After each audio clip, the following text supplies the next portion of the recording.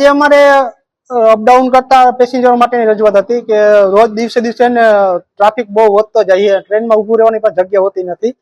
જેથી કરીને ટ્રેનમાં ડબ્બા વધારવા અને પ્લસ ત્યાં 6 લેનનું કામ હાલે તો એક એક્સ્ટ્રા ટ્રેન વધારવી સાંજે 7:30 પછી કે 7 પછી, એના માટેની રજૂઆત હતી. પ્લસ આમાં કોચ વધારવા અને અમારી લોકલ ટ્રેનને વારે વારે ડિસ્ટર્બ કરવામાં આવે છે, જ્યાં ત્યાં ક્રોસિંગ કરવામાં અડધી પોણી કલાક ક્રોસિંગ માટે આવે છે. તો એ